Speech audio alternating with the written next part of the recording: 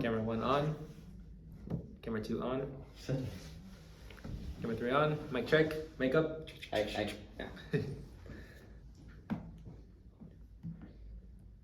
Okay, and go. All right, and like going back to my point here, like literally, here's the thing, something I wrote down. The end goal of revenge, I mean, it's to cause pain to the person who originally hurt you, right? Like it's retaliation. You hurt me, so now I'm hurting you in a way that's the same or hell even worse, right? In the case of Hamlet, it's you murdered my father, now I'm gonna murder you. And in the same way, like with poison and things like that. It seems good. It seems like the idea behind it is good. Obviously, murder is never okay. But Hamlet is doing this because his father was murdered, so he's gonna murder his uncle now, just the same way he did it to him. It's the form of justice, I guess, but does it really lead to true justice? I don't believe so. Even with the quote that, or the quest that the ghost of Hamlet gives young Hamlet, the ghost uses Hamlet's emotion and the history with his father so that he can carry out his task. Like he persuades him to do it, and in a way is kind of forcing him to do so. And like with this, just an important idea. Hamlet now thinks of himself like as a hero. He's doing this as a heroic action to avenge his father. What's the irony here? The irony is that it's not really heroic. A hero doesn't really murder by definition. And when performing this action, even though it's justified murdered because he's doing it to save someone else's dignity from purgatory, it's not really true justice. Hamlet becomes just like Claudius. He murdered someone in cold blood, so Hamlet is going to do the same. He's following in Claudius's footsteps. He's becoming the very thing that he hates about Claudius, right? So overall, true justice really isn't gained through here, and it doesn't fix what was really done to Hamlet. It doesn't bring back King Hamlet at all. It doesn't give him back everything that his old life used to be, and in fact, it just leads to more death, more chaos, and more destruction in the very end, just like we saw here. The big tragedy here in Hamlet's way of thinking is that through a quote that he states, "The time is out of joint, O cursed spite, that ever I was born to set it right." Like I said, he thinks of himself as a hero. He thinks that through this action, he'll redeem his father, and he will redeem himself, and in that, the ghost will finally be free, and Claudius will be sent to hell like the monster he is in Hamlet's eyes. But truthfully, it's not the case. It's really not the case.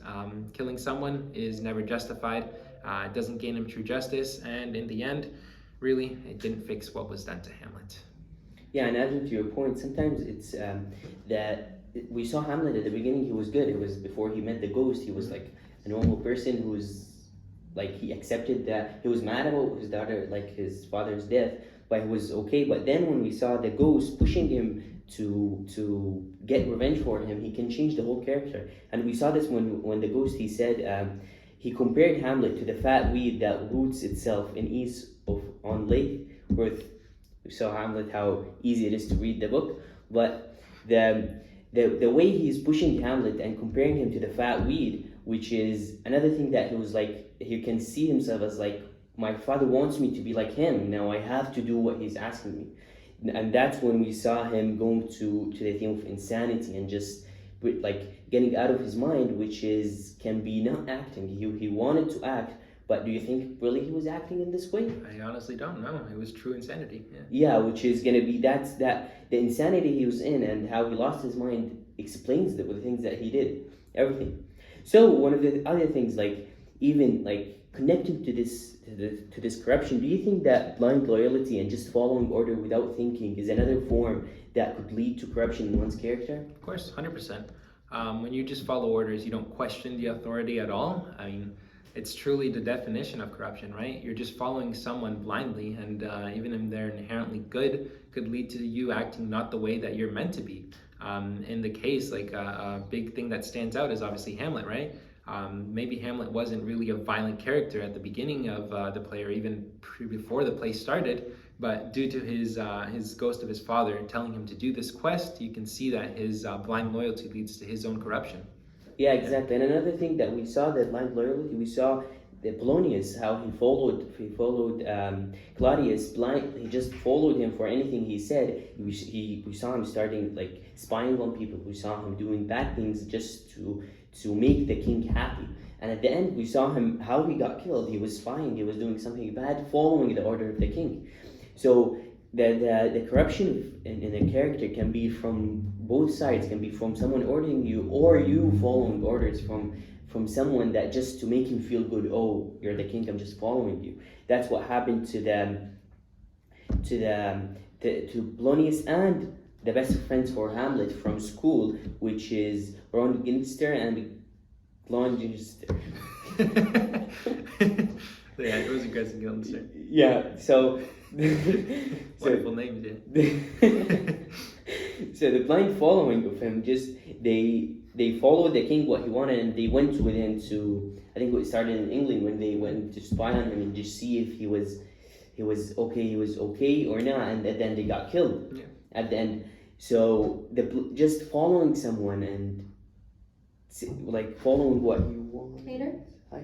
Hi, can you see Mr. Seaforth when you're done, when you have a moment? Okay. Right, let's restart from the outtake. Rosencrantz and Guildenstern. I'll just put like a beep and then restart. Alright, so Are you gonna add the wrong names that I said? it's a blooper, yeah, you gotta Yeah. do it. So just continue like Rosencrantz and Guildenstern. Wait, give me a second. Let me read this quote. This quote in here. But what's this quote? But we both obey and read this quote. But we both obey and here. Give up ourselves in the full bent, to lay our service freely at your feet, to be commanded. Who said this? We saw them saying. Good question. We saw a character say this. We saw them and we saw them saying that both we obey and here give up ourselves in full bent to lay our service freely. Where is this? I think it's Rosencrantz and Guildenstern. Just Google it. No, I just want to read it. How do I read it? But we both obey, and here give up ourselves, in the full bent, to lay our service freely at your feet, to be commanded. And proves that they do not value What? the It's friendship. 2:10. Oh. Do you guys want to finish tomorrow? No, we can't. How much longer are you using? Because I gotta edit. I've gotta edit. Do you have to leave after school? No, I don't have I'm to here leave until right away. 3:30. Yeah, we can continue to go. Yeah. I just, it might be a little chaotic with everyone, but yeah, we can Okay. start. Okay. 1, 2. That's your action. Okay, and and one of the things that they said that we saw a quote from both of them, they said, and another point that we saw them in the quote that we said in Act 2, they said, both we obey and here we give up ourselves in the full bent to lay our service freely at your feet to be commanded. Here we saw them giving they just gave up their friendship with Hamlet from school they started, and they just gave up all of this just to be loyal, and this loyalty proves when they like agree. Just saying anything. Wait. Yeah, it works though. It works. Yeah. Proof when feeling.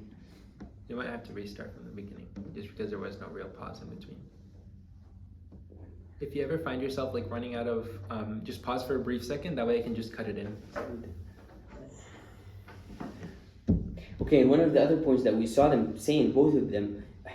Okay, one of the quotes that we saw them in Act 2 saying, they said, both, but we obey and here we give up ourselves in the full bent to lay our service freely at your feet to be commanded. Here we saw them giving up their friendship with Hamlet that started from school. They just giving up just to follow orders and to be loyal to the king, which is at the end they agree, which is agreeing to send Hamlet to death, which is another form of corruption that we saw.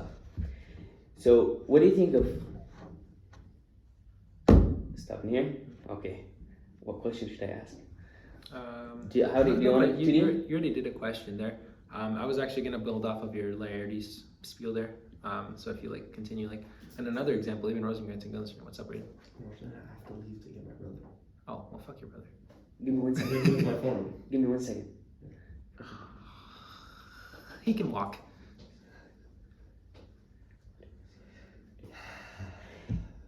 And we saw another form of corruption that just following orders. We saw Laertes when he came back and found his father dead. He was mad at the beginning. He wanted to kill Hamlet. He wanted to kill everybody in there that killed his father. But then when Claudius easily manipulates with his emotions, he just changed his mind in order to follow what he really wants, which is kill Hamlet.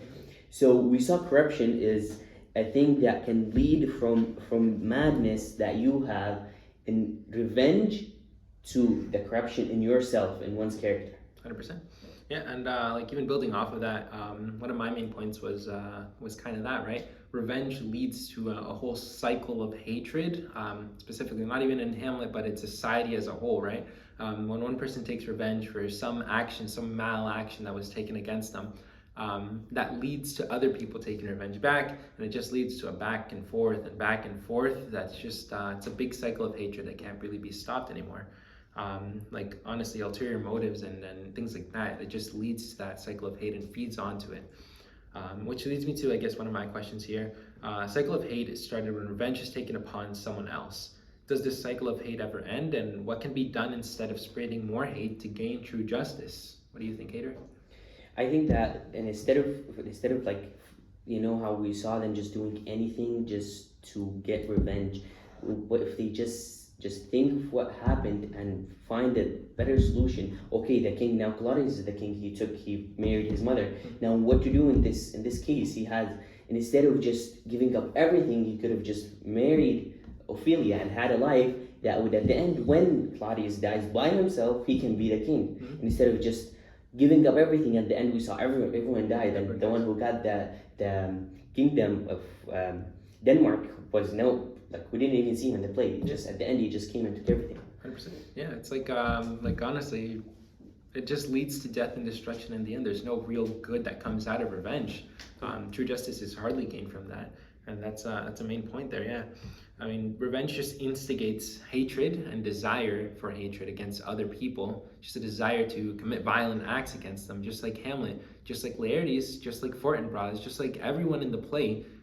Everyone was enticed to take revenge against that, and you can even see like kind of an example of someone becoming even more corrupt, feeding into your point there, was Claudius. When Claudius was exposed at the end of the Mousetrap play, even he tried in a sense to gain revenge against Hamlet by sending him off to England to get dead. Like, oh, you exposed me, now I'm going to take revenge against you by getting you killed. Yeah. There's no justice gained in that. It's just never ending, you did this to me, so I'm going to get back at you. And I guess like the true meaning of justice is it's lost in that cycle of hate. It's just negativity being thrown around in between many other people. And like even Hamlet in his own insanity with method, like Polonius says, he says, a man may fish with the worm that hath eat of a king, and eat of the fish that hath fed of that worm. Obviously a lot of weird hath, but the main point of the quote is just that the cycle of hate never ends. I mean, you do something to something, and then that comes back to you in another way. Just like the man fishes with the worm that hath eaten of the king, and then the fish that had fed off the worm. It's one person does something to another, the other person does something to another, and it's a never-ending cycle, cycle. And it's until the end of Hamlet that holds true, right?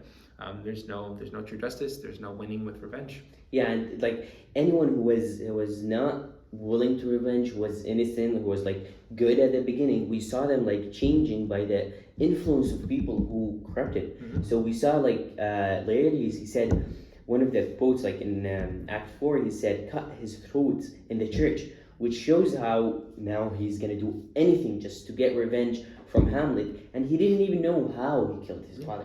He just, okay, he killed my father, that's it, I'm killing him, which is another form. So talking about Hamlet and the way the insanity he lived in when he knew that his father got murdered, did we see revenge as a driving force with Hamlet's insanity? 100%. Like I said, the quest that the ghost gave him was like a big point of it. But that big point was also revenge. Revenge was the thing that pushed Hamlet towards the edge there. He already hated the situation because Claudius married his mother. He already hated the fact that his mother didn't even wait 2 months before she got remarried. But then the big driving force that pushed him over the edge, that pushed him towards that insanity, was the fact that the ghost is now telling him, get revenge, get revenge. And that's the thing in his head. That's what he thinks, like my quote there.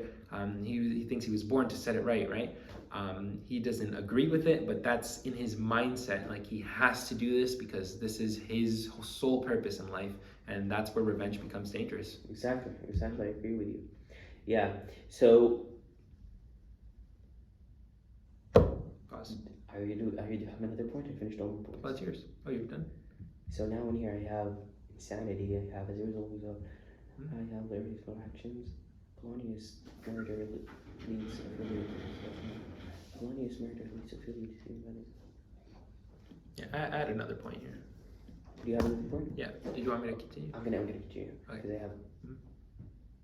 Alright, just really quickly with Brayden. Can you wait like 10 minutes? It's already 16, so we need 10 minutes. Yeah. Okay. Thank you. Can I go get my stuff in the library and then I'll come back? Yeah. Sure. Yeah. Go now.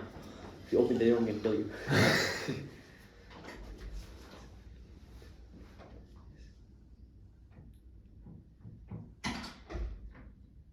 Yeah, and the following, like the corruption that everyone had, it had an influence on everyone around them. So we saw Polonius how that this like the level of corruption he got, he used his daughter to like he went. We saw him one of the plays. He went to one of the acts.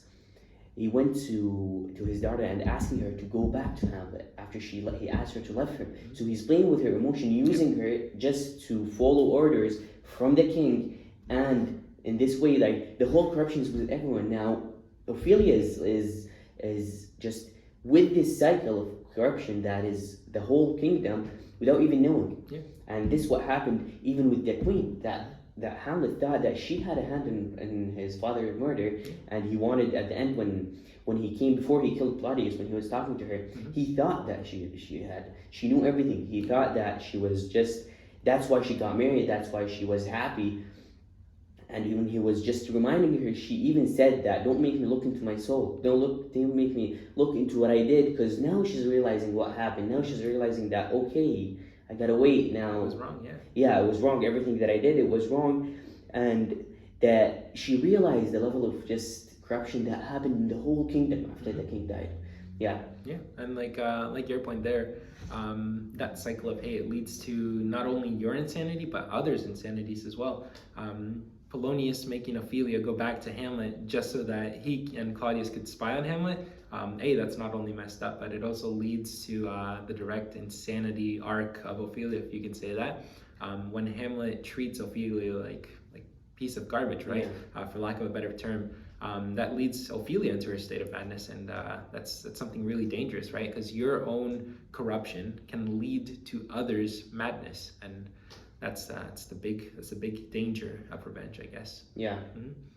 Moreover, that also leads into my point here. Revenge leads to your madness as well. In Hamlet's case, other methods could have been taken to gain his revenge, but still in a healthy way. So what I'm trying to say is that there's many other ways that you can gain revenge, where it's not only resorting to murder or lies or betrayal, things like that, right? There's multiple other methods that I'll definitely talk about, but do you think, Hader, that there's other methods that could have been taken in order for Hamlet to still gain his revenge, gain closure, but led to the prevention of the whole tragedy? And in real life, do you think there's other methods people can take to prevent this sort of tragedy from happening? Yeah, so the thing that the way Hamlet chose in order to take a revenge, he could have used, in my opinion, he could have used other things like we see now. Let's say politics. Let's say a leader in a country who's bad. People start to talk about what he did in order to make everyone hate him, and this way he's going to be forced out. Hamlet, what he did, he was like, I'm not telling anyone, I'm just going to be insane, act insane for everyone, and do it myself. Yeah. Where if he just like sat down with himself, told his friends, told Horatio, told everyone that, okay, he killed me, and I did this play, the trap that showed how he killed my father. Now what do I have to do? If he sat down, You have to restart from that point. You have to restart the answer. if he just sat down and waited for an answer from these people in order to come and almost make everyone hate him, because we saw in the play, we didn't see like the city is big, but everyone is with the kingdom, everyone with the king's family. So if one is hated, he's going to be seen as hated. Yeah. So if Hamlet just played this in a good way, instead of just taking revenge, I'm going to kill him, I'm going to be the hero, instead of he just told his mother that this happened, he would just give up. Because we saw him at the end, he was, even without anything happened, he was thinking by himself about what he did, the king, like Claudius. He was thinking by himself, what happened, and should I, can I be forgiven for what I did? Can I be this and this? So without anyone just touching him, he was thinking of this. So if Hamlet just one step into making everyone know, the queen know, his friend know, he could have just found another way. 100%. I mean, like you have been saying, honesty is like the best policy in this case as well. If he would have just stated the truth, told others about everything, and not resorted to the physical violence or the revenge that he was told to get, it truly could have led to a big different ending. Instead of ending with the tragedy of everyone's death, perhaps, like you said, Claudius could have really reflected on what he had done, even though his prayer said, like, oh, my thoughts fly up, but they remain here. I think that if he would have tried hard enough to rehabilitate him, that would have worked. Same with Gertrude. If he would have told Gertrude the truth, perhaps Gertrude could have reflected and been rehabilitated from her actions as well.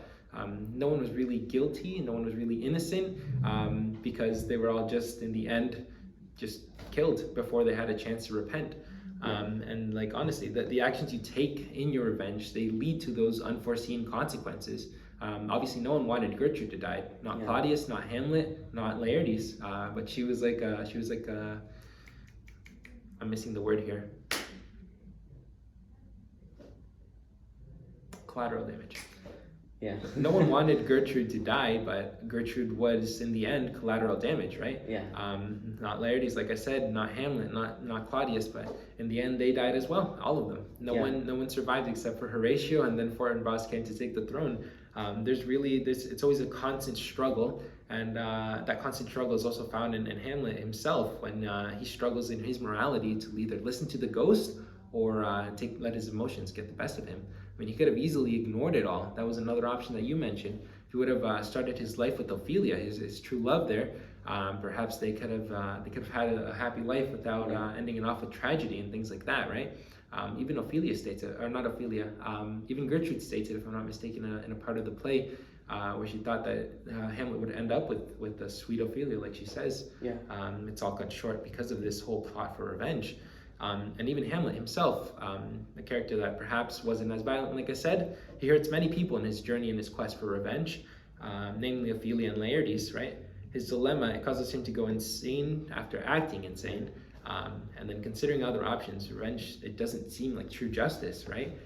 Even if in some rare turn of events, Hamlet would have gained true justice, everything would have been set right in his case, the amount of people he hurt, it conflicts with that. Just like a mini question for you, Hader.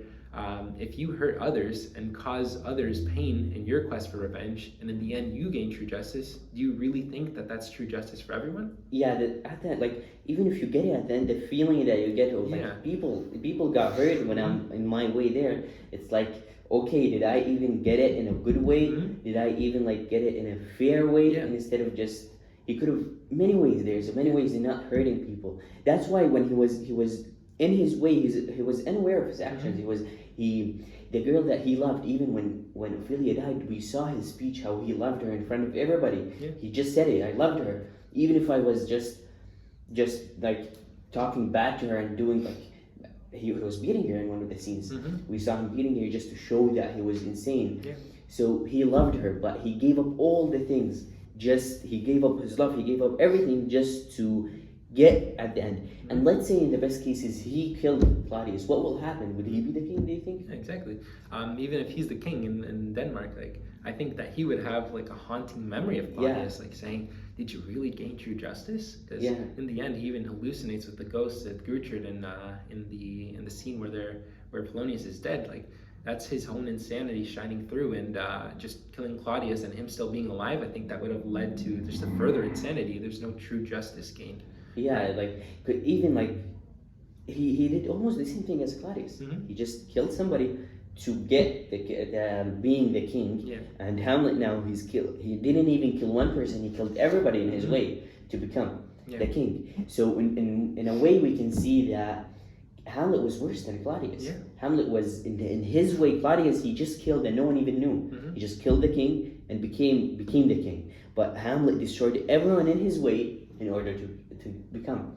So even like, do you think if, let's say nothing happened from this, all of this happened, do you think that we would see like a good ending at the end, like being the king, like Hamlet, let's say the king after Claudius, he just knew that this is bad, and he just went to talk to Hamlet and told him that I knew that you know that I killed your father, and I will give you everything, and I just give up, Yeah. like being in this power and just hiding from everybody. I think that that's definitely an option. Like I see, like a common theme here, honesty is the best policy, right? And another common idea that your actions of the past always come back to haunt you. I think that Claudius, in one way or another, if Hamlet wouldn't have taken that physical action against him, his guilt would have really shined through, and he perhaps would have said, "Hey Hamlet, I did this," and maybe the law could have taken place. Maybe Claudius would have like turned himself into enforcement, like different things like that, right? Even though it's tough to give up, but morality can shine through in the end. But all of that is cut short just because of Hamlet's quest for revenge, right? And that really leads me to like a big point here. A quote that I had. Hamlet's third soliloquy, I think it was, he really has a big turning point in his character. Instead of being the normal procrastinator, he puts everything until later. This time he says, "From this time forth, my thoughts be bloody or be nothing worth," right? What does that mean? From now on, his whole character changes because of that, because of this revenge, this corruption going on in his mind. Truly, true justice will never be gained now because he's changed now. Even if he were to finish his plot, even if any other action was taken, his whole character has changed. The justice wouldn't have been gained. He would have had a haunting memory of his actions now forever. Yeah. Exactly. Yeah. That's like lead us to the conclusion of what we just said in this episode. What the theme of corruption in Hamlet represented by the chain of events that happened that led to the like murder of everyone at the end. Everyone died. This chain represented how bad corruption can be. How bad if one is corrupted by like himself he can affect everyone. And that's what we saw in everything. How following orders from someone who's just thinking about himself, who's corrupted already, can lead everyone to be corrupted. And that's leads to your points. Yeah, 100%. Like corruption is it's a terrible thing, and it's caused by revenge in this play. Which, like revenge, it's far from the only way to gain true justice. There's many other different ways that could have been taken, but we see the true consequences of revenge. There's no real getting away from those. It doesn't fix what it's done for you, and it corrupts you. Not only you, but it also causes damage and pain and sorrow to all of those around you that you inadvertently affect, such as Laertes and Ophelia, right? In Hamlet, other approaches could have been prevented. Could have prevented the tragedy in the final scene. There's law, there's honesty, there's ignoring, like there's many other ways. In the end, like true justice can take its course without you having to interfere with it. We're using revenge, which honestly it leads to the answer to my question. In reality, taking revenge, like the negative effects, it's not really gaining true justice. And so I do not believe truly that taking revenge is a viable form to gain the true justice. Yeah, that leads us to them. We saw this amazing play that had many themes in it, and okay, it didn't end in the best way. Like in my opinion, when it ended, I wanted something else. I wanted something to happen. I didn't want just what was his name? The one that king at the end. Claudius. No, at the end. Him. Fortinbras. So I didn't want at the end Fortinbras to be the king, but we just saw this happen as a consequence of what happened in the play. So ending of this episode, thank you, Hector, for joining me. Yeah, thank you, Hader. I think that was a very good episode that we analyzed. Yeah. This play was a good play that had many themes. It opened our minds to the reality of life. Yeah. We see what happened in the play and everywhere. We see in May I have a custodian mop up the water in front of the auditorium? A custodian mop up the water in front of the auditorium, please.